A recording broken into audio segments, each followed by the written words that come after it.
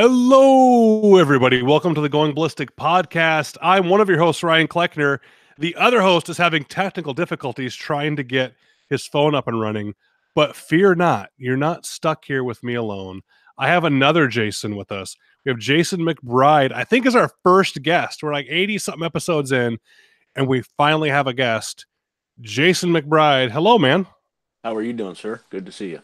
Likewise, I'm glad you made it on. Thanks for coming in. Yeah, thank you very much for having me. I truly appreciate it.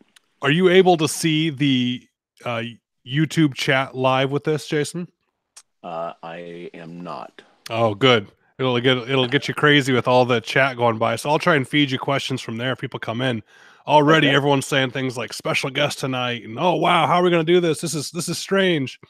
So I'm glad people are excited about it. So guys, you might be wondering why Jason McBride is here. Well, he is one of the guys that's been speaking with the other Jason, our co-host Jason Kleckner, about precision 22 shooting. So Jason McBride, and yes, I'm going to keep saying his first and last name so you know it's Jason I'm talking about. Jason McBride shoots and participates in the offshoot of the NRL, the National Rifle League for 22. So it's NRL 22. Jason, I'm completely ignorant to these. I've seen pictures. I kind of get the gist of it. Can you start from square one on what the NRL 22 is? How is it an offshoot? What do you guys do in those matches? Just an overview? Sir. So the NRL 22, from my understanding and the history of it, was originally brought to life as a way to fill the seasonal gap with the NRL, PRS, other centerfire type matches, which typically the competitiveness, the matches tend to die down during once you get past October, November, up until about February, March. Why is You that? don't Is it see a just lot. getting too cold out there? Or For the most part, yeah.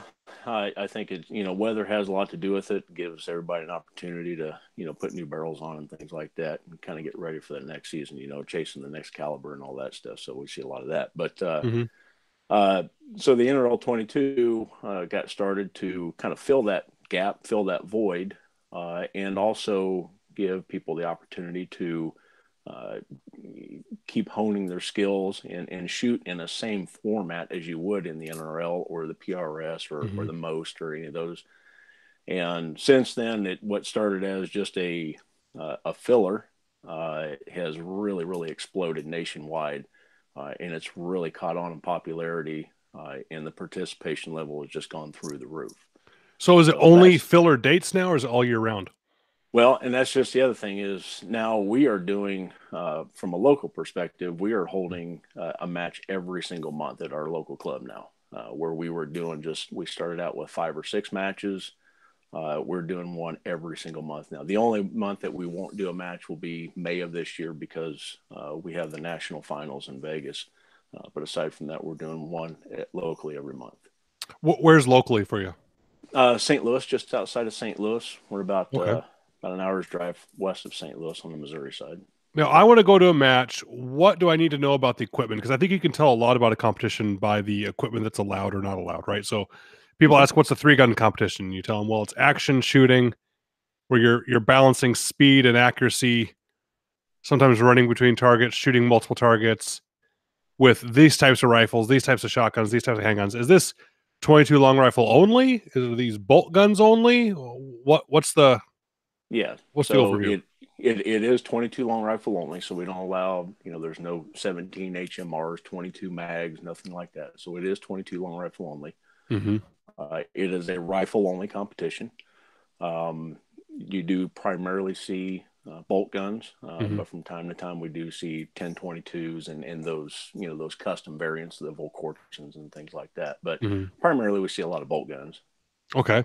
Now, what kind of classes are there? Like, do we get guys that are running space guns next to guys that are running guns off the rack at Cabela's? Or are they in different categories? How do you guys break those out? Yeah, so they are categorized. Mm-hmm.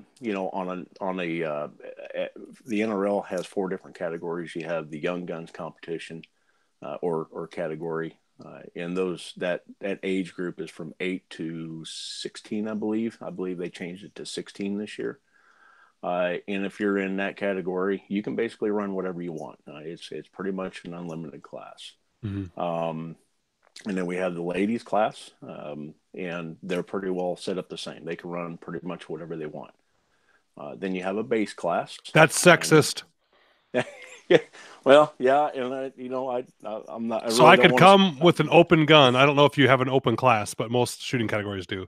So I could come with an open gun and I can shoot in production class if I identify as a woman. Yes, absolutely. Yes, yeah. All right, I'm taking notes. Yeah. All right, so go ahead. So then you have the base class, and the base class is limited to rifles that have an MSRP of $350 or less, and an optic that has a MSRP of $700 or less. And you're very limited to the modifications that you can make to those base class guns. You can't put on aftermarket stocks. You can't do trigger jobs. You can put it on cheek risers. I think you can do bedding jobs, but that's pretty much it. That's about all the mod that you can make to them. So that's effectively price limited production. Pretty much, yes. Yeah. Okay. And then you have the open class. The open class it's unlimited. You can bring out. Oh, so there's two classes that you and I can shoot in then. Absolutely. Yeah. Okay. So open and affordable. Yeah, exactly. Yeah. So. All right. What do the open guns typically look like? What's a common action that we see out there? Are there any of the Voodoo, Gunworks actions, or are they mostly, 22 dedicated actions that are like made from manufacturers as 22s, like a CZ 457 or 455 or something like that?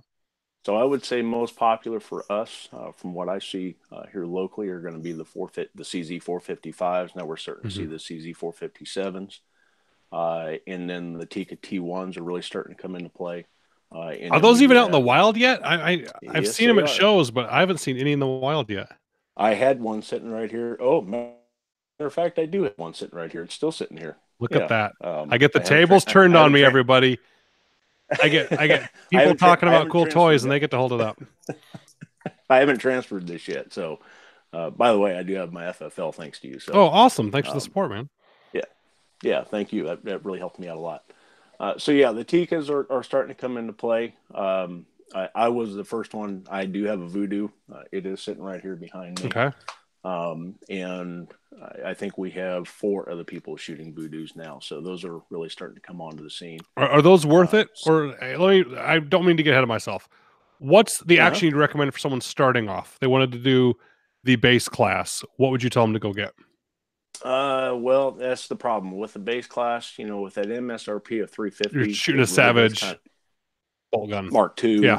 Yeah, and that's what you see a lot of in the base classes, because you are pretty limited to what's out there and what's going to shoot at. All right. So what about open class without customization? So if I wanted to get an open class, but I didn't want to tweak the gun out, I just wanted to buy a gun that would keep up an open class. Is there an off the shelf gun that could keep up with your guns? 455 and 457 and T1. Boom. Right? Yeah, those 3 are the most popular. Absolutely. Good. I'm glad they're popular. I've obviously been to these matches. I'm asking about the rules, but I still get weird looks, and I recommend CZ22s. Like, guys, they're the way to go. They're absolutely fantastic. That was the first rifle that I had, and I sold it off to help fund my Voodoo.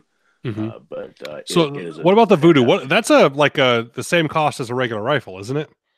Isn't that like a close to $1,000 action? It's a little bit more than that. Total package, you're looking at about $2,800. So yeah, they're not cheap by any stretch of the imagination. Are they worth it? In my opinion, there are other rifles out there that I think that are pretty much just as accurate. But for the dependability, the reliability, and what I wanted this rifle for was to as closely mimic or match my centerfire rifles as far as weight, size. Yeah, that makes a lot of sense for a training gun. Mm-hmm. Exactly. Because it sits on a 700 footprint. It's interchangeable with all the stocks. Similar bolt throw?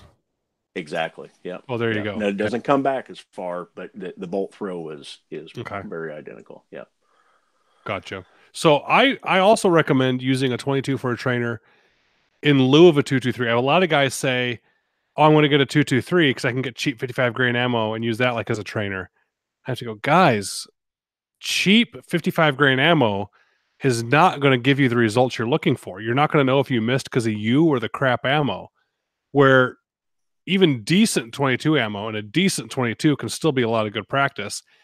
And it's at closer range, and you really get good at wind, and you really get good at all that other stuff. I love shooting 22s, even not going to 17 HMR, things like that on purpose because of the challenge of the 22. What do you think about that?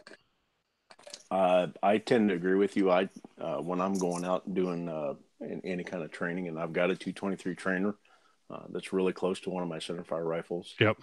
Most of the time, I'll grab a 22. Yeah. I can do it on shorter ranges. It's going to cost me less.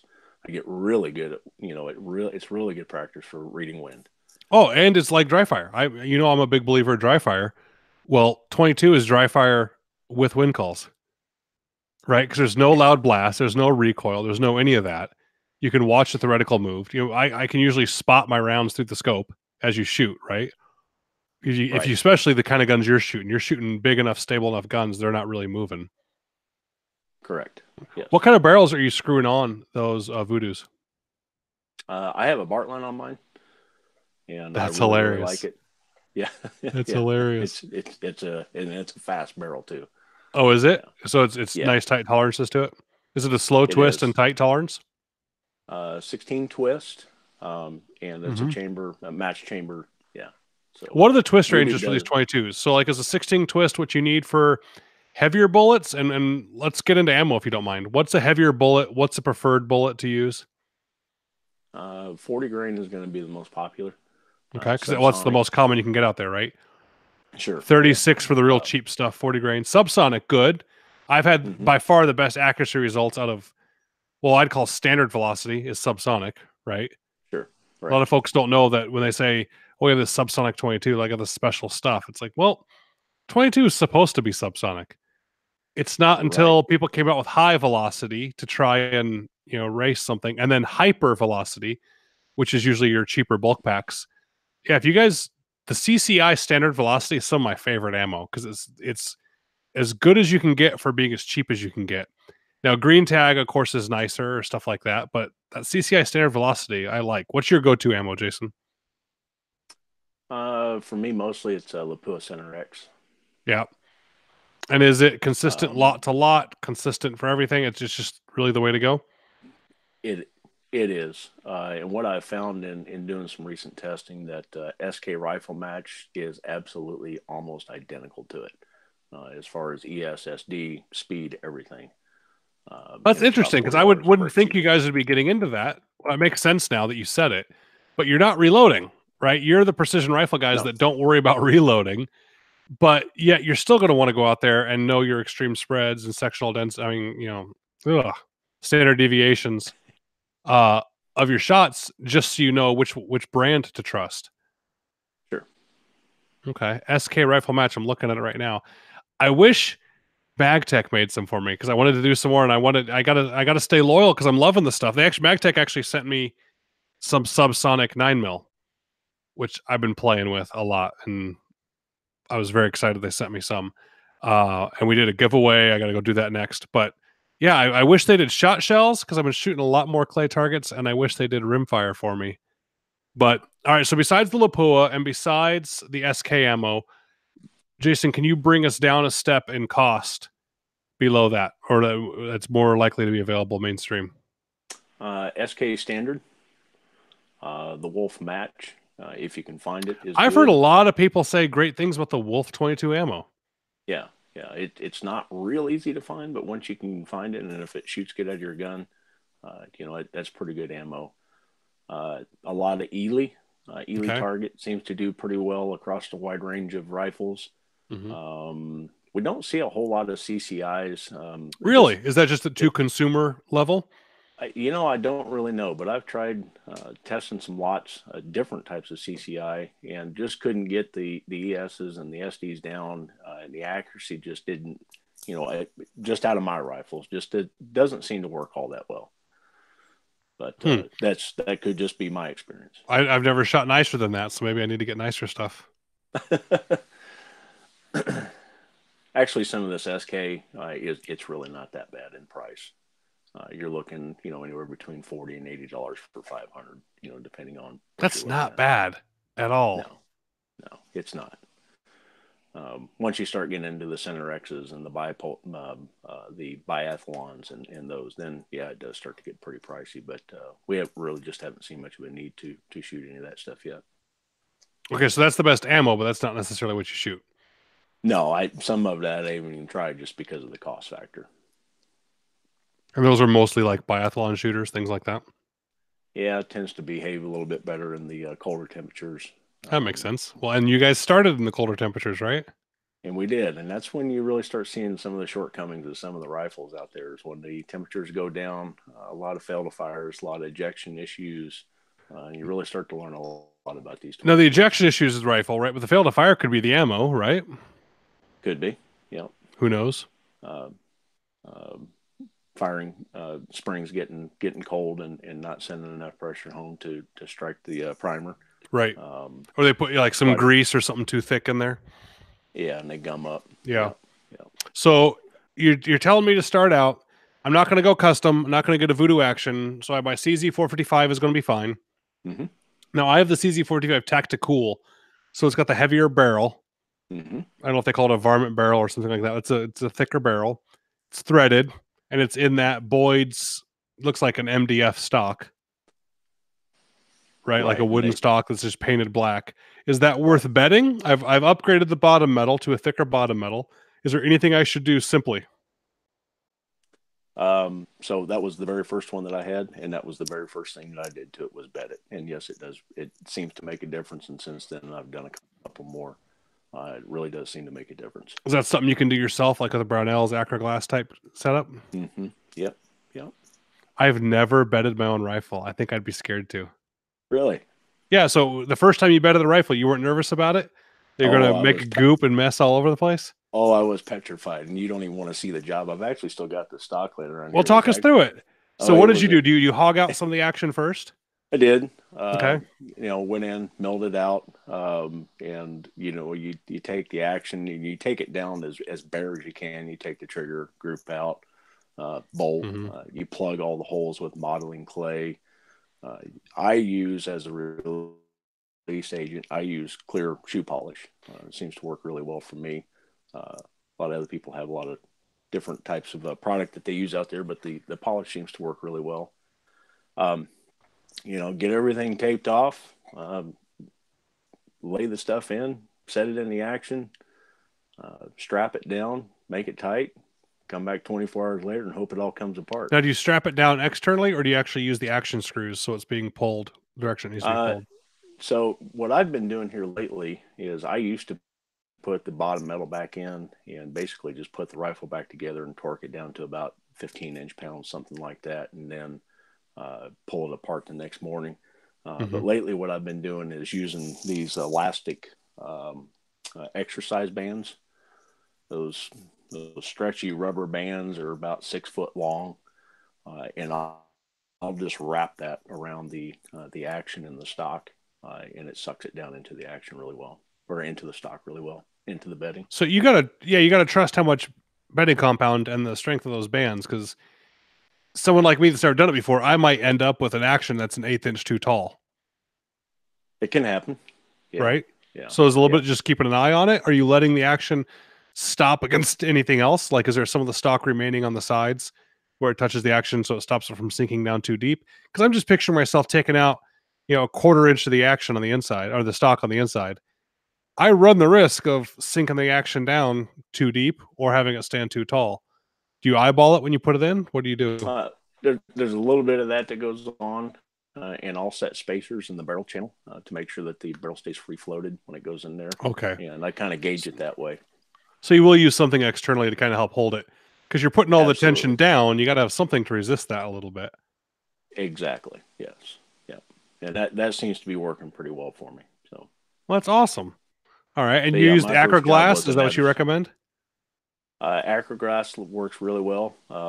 I have used, believe it or not, I've used JB Weld on a few jobs before, and the JB Weld works really, really well as well. Just make sure the release agent is on. Make sure the release agent is on. Yeah. I'd imagine JB with a 22, we're not worried about cracking it. My only concern is JB Weld might be a little too hard. But yeah, haven't 22. Yeah. All right. So CZ 455, 457.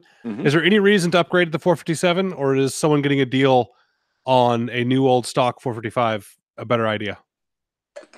You know, I really can't answer that. The 457s just came onto the scene. And we had a match last month where I got to see the first one being shot. Seems to be performing really well, but just don't have any personal trigger time behind them. Bolts seem a lot smoother. Triggers do seem to be a little bit better. The 457s, I felt at SHOT Show the bolts felt smoother for sure, but I didn't know if that was the SHOT Show guns. No, they are. You notice a considerable difference. Okay, and the safety goes the right direction. It goes the right direction. Yes. That's nice. All right, so either one will work. They're good guns.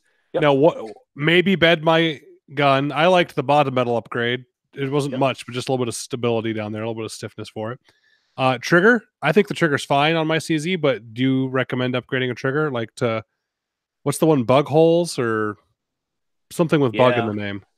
I'm not familiar with that one, but the most popular one that I see is the Yo Dave kit. That's what it is. I don't know why I said bugs. It's essentially just a spring kit. They send you a package full of springs, and you keep trying them out, and you can adjust the creep and the over travel. But for me, I just slap a Timney in. A Timney for the CZ? Mm-hmm. I didn't even know they made one for it. Oh yeah, absolutely. Yep. Now for the 457, I don't think they've got one out yet, but the 455 they absolutely do. Okay, so if I now am just working on a budget, is it more important to spend the money on a better scope? If I had to have the difference, the Timney trigger, would it be better for me to leave the factory trigger and get a little bit nicer scope, or is the trigger that big of a difference? Like, what's a Timney trigger cost? Ooh. Do you think? Oh, you're looking at about $140 for a Timney trigger. Okay, and what's a middle of the line scope that you guys are using on your 22s cost? The Vortex Diamondback Tactical is really popular right now. Okay. I'm starting to see a lot of those. The Viper PST Gen 2s are pretty popular. Athlons, we got some guys running the Midas. We've got a couple of the Argos. So kind of a mixture of everything. I think for the money and just getting into it, it's really tough to beat that Diamondback Tactical. Yeah. So it is in the price range where it could make a difference. $150 could make a bigger difference in your scope, right? Because these are I don't know about budget scopes, but they're not super expensive scopes, right? Correct. So don't save the money to jump up a class in scope. Do you think the trigger is a worthwhile upgrade?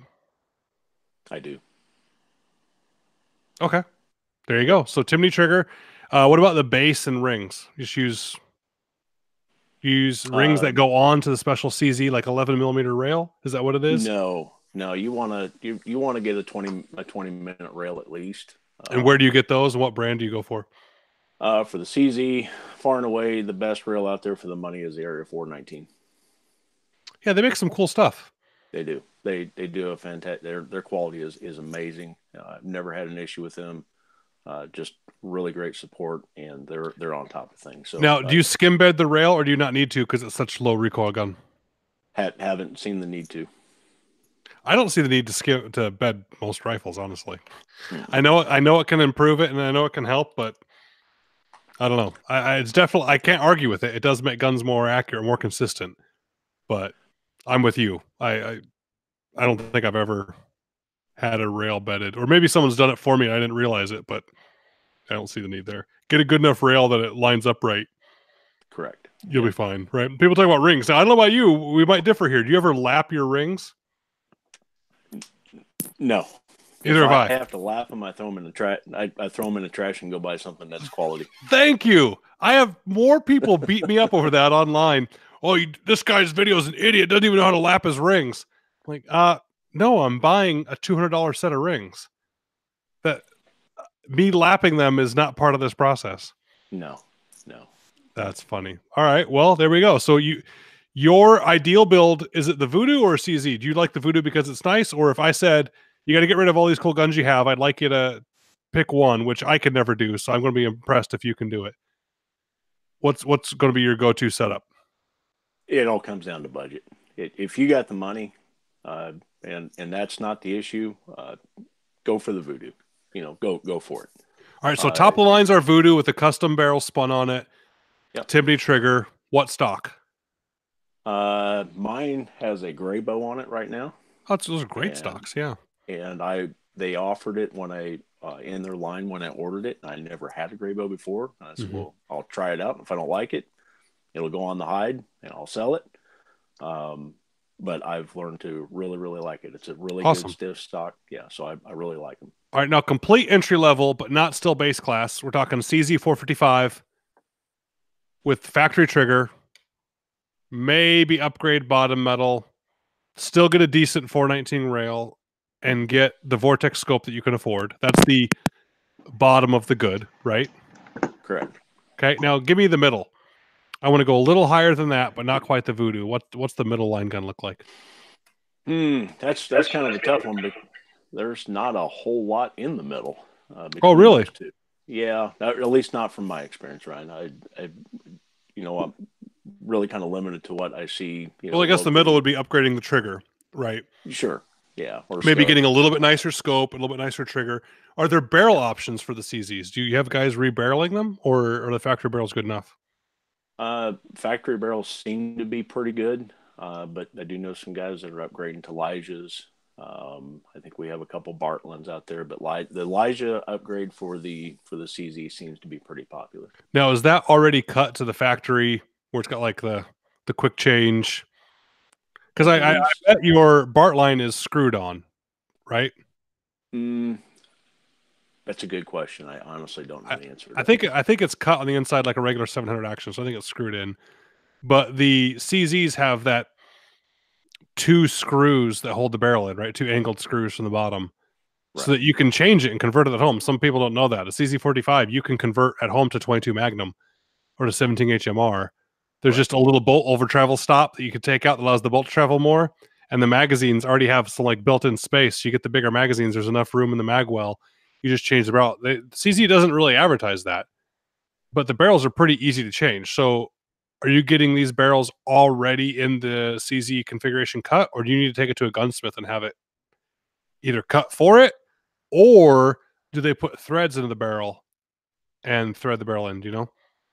I do not know. I believe they're cut for the CZ action. They're just a direct replacement at home. Well, there you go. That's really good reason why to go with CZ2, right? If you can do it yourself. Absolutely. Yeah. I'm looking it up right now. $450 for a barrel.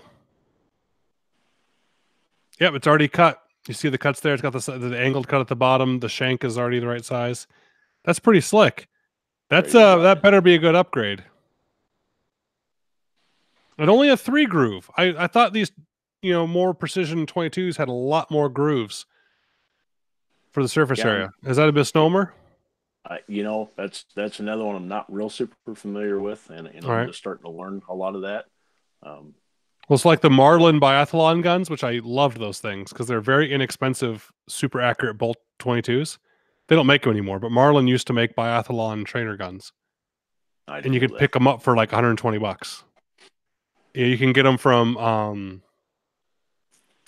man, is it the CMP? Yeah, you have the CMP where you can pick up M1 Garands and stuff like that. Mm-hmm. You used to be able to get them off of there. And they were under $200, and they're blue synthetic stocks, but they had the aluminum adjustable butt pads to them, the aluminum adjustable handguards to them. Nice little bolt actions, nice triggers. They came with the Palma iron sights, and they were single shots, 22s for just the greatest guns. They're a blast, but they're 11 groove rifling. 11 grooves in that little tiny barrel. And I guess the theory was because it was so small, they wanted as many grooves as they could to not disrupt the little shape of the bullet. Because 3 grooves, putting any width groove in there, that's a pretty big chunk of the bullet. So by getting 11, they could make the tiniest little grooves ever. It's like almost like edges of paper in there to get around the edge. And that was the theory, is that if you had a smaller number than that, the grooves would either have to be too wide, too thick, or the gaps between the grooves would be too wide. I don't know. That's beyond me. I don't design that stuff. Yeah, that's beyond me as well. If it shoots, it shoots. So is there any training or really special rules that someone needs to know before they show up, or could someone that's just competent and safe with a rifle show And up and learn what they need to learn on their first match? absolutely. And that's all we ask is, leave the attitude at home, come out with a smile on your face, come out, be ready to have some fun. We'll help you with the rest. Yeah. Now, and what kind of shots and stages are there? I assuming barricades, alternate positions, stuff like that. But what kind of distances and size targets are you guys shooting at? So the NRL 22 every month publishes 5 stages for the course of fire. Here locally, we'll add on. We'll design a couple extra stages to make the match a little bit more interesting. So we typically have a 7 or 8 stage match. Max distance is typically out to 100 yards. That's as far as the NRL 22 stages will go, is out to 100 yards. Your smallest target is a 1/4 of an inch, and your largest target is 6 inches, I believe. 100 yards. That's not as far as I thought. No, but when you're trying to the targets in the course of the fire, the targets are getting smaller and smaller and smaller and smaller with each. Oh, I believe it. I'm not saying I could Yeah. do it perfectly. I'm just saying I assumed it'd be like 150 or every once in a while a 175 or something like that out there. You're really Well, pushing the 222. yeah, and they really wanted to design that so that just about anybody could participate and Yeah. hold a match, and then it's graded equally across. It's so much easier to nation. set things back up too. It right is. now you're not walking Absolutely. so far between setups. And is it mostly steel, so you're not doing counting holes or taping holes? It's just standing silhouettes back up. Yeah. So in their monthly published course of fire, you'll have 4 steel stages, and then Mm-hmm. you'll have one paper stage, which it's really not that bad to score. So Small holes. small holes. All right, Yeah. you don't need a whole lot of tape for them. That's funny. All right. Each each shooter has their own target, and then we just pull them once the match is over, and then we score those paper targets. So yeah. So why do you shoot it? Well, initially, like I said, it gave us something to do in the off season to help keep our help keep our skills sharp and to continue to learn and develop as shooters. But for me, I've really taken this as an advantage to in making it kind of a gateway to get and introduce other shooters into the sports, Mm-hmm. and not without the intimidation factor. Not having to come out and spend $3, $4, $5,000 on a competition match ready rifle, the noise. We get a lot of new shooters that come to these that, one, for example, lady that joined our club here earlier this year, she came out, shot a match, was really reluctant to. She had never fired a rifle before in her life, Mm-hmm. and she fell in love with it. She got her own rifle. She joined the club. She's competing monthly now. So when I saw that, I really, and with the support of a lot of other people in our club, we're really trying to expand this to invite more younger shooters, kind of change the demographic just a little bit. Mm-hmm. Try to get more families out and get more people involved. So Precision Rifle Network is commenting on the chat here, Jason. Tell Joel I said hi. And he quoted, "We'll add a few stages to make it interesting," end quote. Tell the truth, Jason. What does he mean there? Oh, they sometimes I design the stages and I get a lot of 4-letter words aimed towards me. I assume in a good way. Yeah, it's Like all in have good to. fun. But So, like, what kind of stages? Like, what kind of things are you doing? Are you pushing the envelope on positions, or on finding targets, or the amount that you need to shoot because of reloads, or what makes a challenging stage for you, other than putting the 1/4 inch target at 100 yards?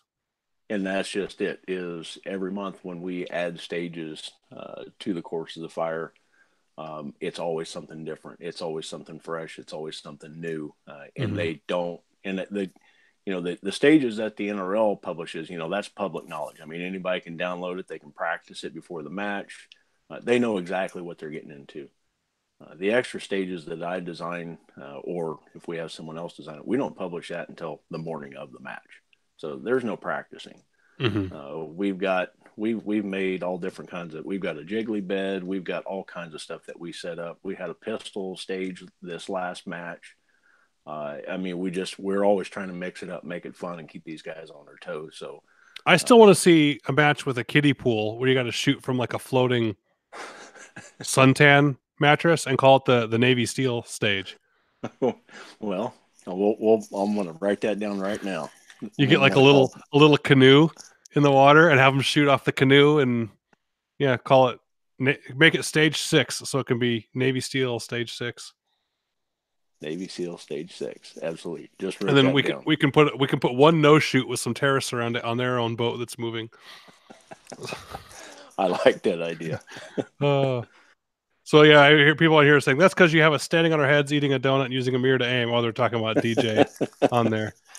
That's funny. So so you're mixing a little bit of it. Sometimes it's the position, sometimes it's the number of shots. So how many shots are being taken on the stage? Is it enough that you're reloading magazines if you're not judicious with your shots? No, typically it's limited to 10 rounds. Okay. So is it, if I shot 15, it's okay because it's time and targets, or do you actually get penalized for extra shots? Once your 10's out, your 10's out. Oh, okay. So it's not like an IPSC, I can spray and pray. No. Once your 10 is out, you're okay. Done. That makes sense. So there's not a whole lot of reloading or rifle manipulation going on. No. You get your rifle ready to start the stage and you start it. If you have a malfunction, are you allowed to change magazines? Yes. Okay. It's just as long as you don't take more than 10 shots. That is correct. Yeah. Okay. Gotcha. So you're not making it to where they have to shoot a ton in a stage. You're still sticking with the 10. You're just making awkward transitions, awkward positions. Is it ever a challenge of having to find the targets or see the targets, or is that just having people work around barricades properly and things like that? Oh, it can be a challenge when you're trying to find a 1-inch target that's just barely sticking up out of the grass, 80 yards away. Oh, I imagine. Even though you know where it's at. So what kind of power are people using on scopes? They're not going crazy power, are they? There's a handful of 5.5 to 27s out there. There are some Razor Gen 2s. We got a couple of Schmidt and Benders. We've got there's some really, really good glass out there. So I'm all about good glass, just not too high magnification. Yeah, I'm a 3-18 guy on my Gen 2s, my Razor Gen 2s. I love those things. Same here. And typical power is usually somewhere around 12 to 14. Yeah, or down to try and find where you're at and then zoom up. You're right. Yeah, gotcha. Now, I imagine the rimfire scopes are popular. I've had some folks ask me, why does Vortex or Loophole or somebody will have a lower power scope like a 2 to 8, and then they'll have 2 to 8 rimfire? I think, what's the difference between the regular scope and the rimfire scope? And usually it's on scopes of a fixed parallax that they're dealing with, like a 50-yard fixed parallax, because it's at shooting a rimfire match. That's when you can have problems with some scopes that don't have an adjustable parallax, is they're set for hunting distances often at 100, 150 yards. And so you can have some real nightmares at 25 yards trying to get a good zero, especially if you're in a weird position. Do you see that out there too? Most people are prepared for that, but when we first started this, there was a lot of that. There were a lot of, we had some guys that came out running red dots, and they quickly realized that was not the right piece of equipment to run. But you do need a scope that will get your parallax down to at least 25 yards. So you can have a fixed parallax scope if you're just starting out, as long as it's one of the rimfire models that's meant to have a shorter parallax, right? Sure. You just gotta be careful with it, I guess. Right. Because with focus, if you guys have ever paid attention to binoculars or any scope, the focus change between 25 and 50 yards is more dramatic than between 800 and 900 yards. Mm-hmm. Right? So do you see that a lot when it comes to focus and parallax on the targets? Like guys are adjusting more maybe than they would with something else? On the parallax, absolutely. Matter of fact, because a 10% difference is not that much that close, right? Far away, it just, people don't realize that. It's the difference between 25 and 35 is actually a lot. Sure. I think more than, like I said, 900 and 1,000, that kind of thing, because it's, once you get out there. But guys are accusing you of painting the targets green to match the grass. Have you done that before? That might have happened once or twice. Don't That's don't funny. believe half don't believe half of what these guys are saying. They're just trying to give me a hard time. Now, I imagine guys are still wearing ear pro while they're out there, but they may not need to because it's standard velocity. What most of the guys doing? I would say it's a good mixture of both. I typically don't wear a pro, but we do have some people that do. I think you're pretty safe with subsonic rifle length barreled 22. Absolutely. I don't want to encourage that, but I think you are. As long as you're not doing the supersonic stuff, you're probably fine. Right. That's pretty cool. Well, now I want to go out there and shoot. So what recommendations do you have for folks? Either how to train or how to get into it, or what's the advice, Jason? My advice, if you want to get into it, is look around locally. If you can't find anything locally, then just jump on the NRL 22. It's nrl22.org. Mm-hmm. They give you all the information that you need to get started. You can order your initial target package directly from them. They tell you can print out the rules. The course of fire is published every month. Mm-hmm. So they basically give you all the tools aside from buying your target packages and setting up your props and things like that. And it's standardized. So it's not. So the target package is standardized enough that you know what a target package is. You can go to a store and buy a quote unquote target package and people know what that is. You could take the list off of what they provide. We purchased our first target package directly from the NRL 22. Okay. And you can just buy it directly from them, from the website. That's awesome. So yeah. I hope that this has made you a better shooter of other guns as well. It has. It's really taught me a lot, especially when it comes to wind. I've learned a lot since we started doing this. So yeah, it's been really beneficial. Yeah, slow bullet 22, I'm sure. And then I think the dry firing aspect, like I mentioned before, does a lot to this. You know, not people, even me, I'm sure even you, Jason, will still flinch sometimes. It happens. And if you ever catch yourself flinching, the only time you ever catch yourself flinching is when the gun doesn't go off when you thought it was going to. And it's not a coincidence that it happens to be the one time you flinched that day was the one time the gun misfired. That's proof that your flinch is being disguised. It's being masked by the recoil of the gun going off every other time, right? The only time you see it when the gun doesn't work is because that's the time it didn't get disguised. So that's one thing I love about 22s is you can't have it hidden. It almost is like dry firing as you're shooting each time. And I can only imagine, especially something like the Voodoo, you practice enough with that and actually focusing on the reticle more than you really would when you're dry practicing because you're actually trying to get a hit and getting hits. I would think that'd make you much better on a center fire long range gun, especially if your setup was close enough that you could kind of trick your brain to think you're still shooting the 22. Is that right? Absolutely, without a doubt. When I make the transition off the rim fires and go to my center fire guns, it's that exact same mindset. Now my CZ is still a little light. That stock is just a little light.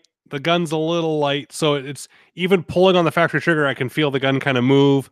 I mean, I know I'm having to grip and control the 22 more than I like to grip and control a centerfire gun. It sounds weird to some people, but most of the time I like a centerfire gun to kind of sit where it wants to sit. But a 22, I catch myself more often than not choosing to hold the gun in place. So my technique's not exactly the same. Do you fix that with a heavier, better stock, or is it just part of the game? It's a little bit part of the game, but I'm kind of that same way. I want that heavy stock. Yeah. So what do you do? What's a CZ heavy stock? Do I drill it and just fill it with lead shot, or what? That would be what I would recommend. Put the weight where you want it. Unless you want to upgrade to a chassis or a different stock, then yeah. Now, for me, I like to usually put the weight in the buttstock because rifles are so unbalanced anyway. So by putting the weight in the back, it kind of helps it balance better. Where would you put the weight in the stock? Where it needs to balance it. Which is, to me, usually the buttstock, right? Because your barrel's heavier and going forward, yeah. Usually, yes. Talking about building lightweight AR-15s, I'm on a project right now, and I'm starting to put together lists like on Gun University. I'm starting to build the AR-15 barrel list, where I'm starting to list links to and sortable tables for every barrel out there by weight, so you can length and things like that. Well, I'm trying to make other variables in there, like most effective ounces. So how much does this barrel save you in ounces off of a standard mil-spec barrel, and how much did it cost to get those ounces? So you can rank not only by the lightest barrel, but the cheapest by weight savings, things like that. Well, another thing I'm getting into is the swing. I'm trying to figure out how to actually show that. But the swing of a gun, I'm talking about the distance the weight is from you. So I know a lot of folks trying to get the ultra lightweight ARs, but I could get an AR that weighs more on a scale, but feels lighter in your hands just by having a heavier buttstock. You know what I'm talking about? Okay. Yep. So you get these ultralight ARs that are still, when you put them in your hand, when you hold the pistol grip of an AR, it's still slightly front heavy, right? Because you get every part ridiculously ultralight. Well, just put a regular full-on Magpul rifle stock on there, and the gun in your hands feels lighter. It feels like a conductor's wand flipping through the air because all the weight is in the back and it's super light in the front. And it's weird, is that gun is faster to move between positions. It literally feels like you got a lighter gun than the actual lighter gun. And so I'm trying to figure out a way to put that on a graph or in a chart that I can put a figure to that to say, because I'm trying to get people to get the lightest part, the cheapest lightweight part first for some people. So it may make more sense to get this different flash hider before you get a different barrel because it's a cheaper ounce that you saved. Does that make sense? I see what you're saying. Yeah. Right, some people want to usually go for the biggest ounce savings. Like, well, that might cost you an extra $1,000. You might actually, for the $100, by changing these 3 random parts, you can actually get more ounces off the rifle for that $100 than you can if you did something else. And I think that's kind of a novel way of looking at it. And the other way I'm looking at it is like this. I'm going, well, now it's not just what's the cheapest ounce, it's what's the most leverage advantageous ounce. Okay. Right? Saving an ounce at the tip of the barrel is going to do more for the lightness of the gun than saving an ounce in the buttstock. Right? Makes sense. So same thing with target guns. You like them balanced. You don't like them having too much weight out front. You like them to set naturally just where the mag well is. Right. Yeah. So typically I want to balance that gun, right in front of the mag well on this finger. And if it's forward heavy, I want to adjust it. If it's rear heavy, I want to adjust it. Okay. So that way when I throw it on a bag, it stays on a bag. Right. Now, so that means you're probably going to want like an inch or so in front of the mag well then. If you want it to stay on a bag, right? Somewhere right in there, yeah. Yeah, or like a hand width. Yeah. Your index finger in front of the trigger guard. Yeah, that makes sense. Right. Now, my CZ, the bolt is fairly smooth. It's better than most 22s. It's better than my Savage 22s or stuff like that. But it's still a little rough how they make it. What do? Do you just keep some CLP on there and shoot the snot out of it and let it make its own kind of polishing compound as it goes? Or do you use JB compound, or what do you do to smooth the bolt out? Polish the crap out of them. Do you really? So you like polish them with a wheel and a Dremel? Or do you put polishing compound and you run the bolt? A little bit of, I usually don't run the bolt because I don't want to get all that stuff inside the action. I'll do it on the bolt. Get it pretty I have no problem with that. JB compound, and just sit there while you're watching a conference call on mute, running the bolt, and all you do is just take carb cleaner and spray all that stuff out, and it comes out. Yeah, I suppose I could do that. So what do you? So because my concern is polishing it on a wheel makes it pretty, but you're not getting the parts to kind of mate the right way, are you? Well, I think smoothing that up and just getting some of those rougher machine finishes off does help, but then actually running it, a couple hundred times, that really helps them settle in. And what do you do for the inside of the chamber? Or the receiver? Do you do anything? You get like a honing attachment for your drill or anything like that? Because I've never done that. I've been afraid to do that. I'm in the same boat as you. I'm too afraid to try that. Yeah, and just haven't felt the need to do it yet. So yeah. Now, I get asked a lot about dry firing because I'm such a fan of it. Is I tell people that new 22s, you don't need to worry about them at all. Older 22s, you needed to worry about them.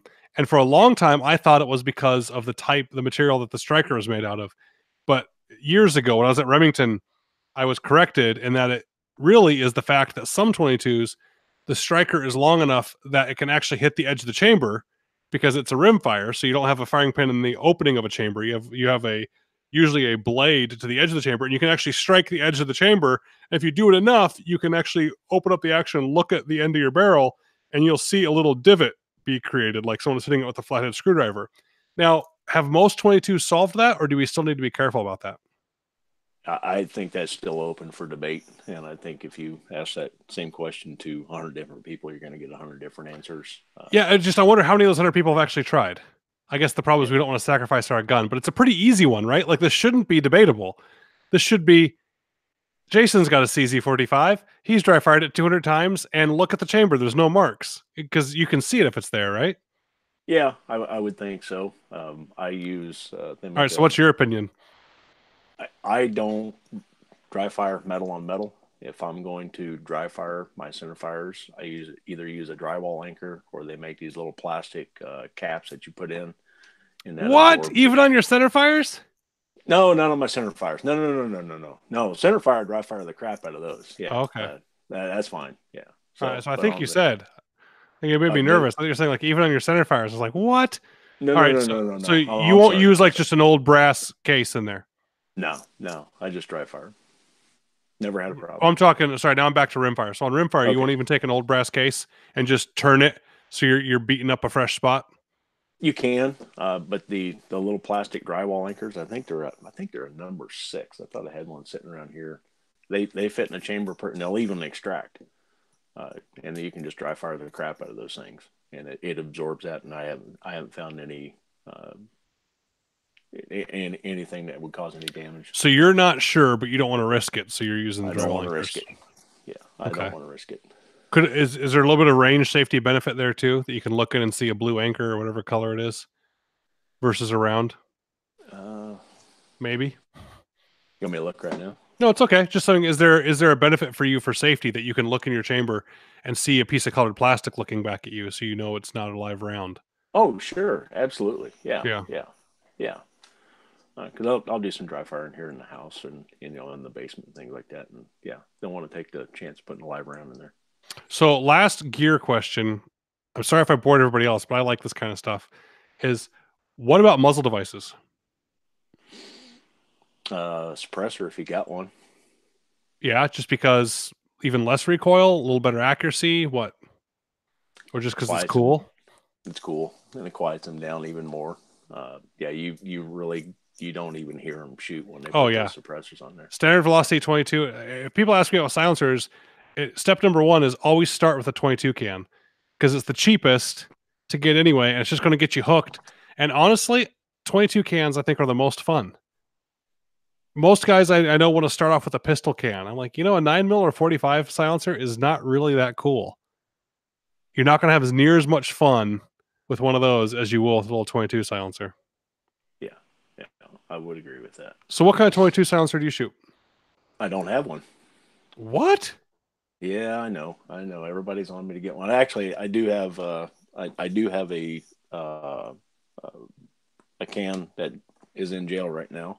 But it's not going to do your SOT. No, not right now. Well, I appreciate it for using. I said you used Rocket FFL. That's what you said. Absolutely. Yeah. Thanks, man. So everyone out there, use Rocket FFL. ATF compliance course is running right now. I can't believe the number of people signing up for it. I appreciate it. It's $185 a year right now for the ATF compliance course, and that's not slowing anybody down. I guess it's because I gave out the hint that I was probably going to raise the price. But the subscription to the ATF compliance course is what keeps me keeping updated at all times for you. So right now, there's probably the last 10% to get done of what I really would like to get done now, but the course will never be finished. It's always going to have upgrades. So like people that are subscribers to the ATF compliance course, they get a separate newsletter from me that keeps them up to date on things. And they got an email today about the bump stocks. If you guys have been following along, remember the bump stocks, you're going to be a felon if you don't destroy it. Well, that was by today. So today was the cutoff date for that. So they get little tips and tricks like that. And unfortunately, MagTech doesn't have 22 that I know of, but man, they've just been awesome. You guys have been awesome. I remember shooting MagTech when I went through a Gunsight Pistol 250 course in like 2003. And I don't know, just sometimes it's fun to go full circle and see the companies that you get to work with now. And they're just super good dudes. And they've taken great care of you guys.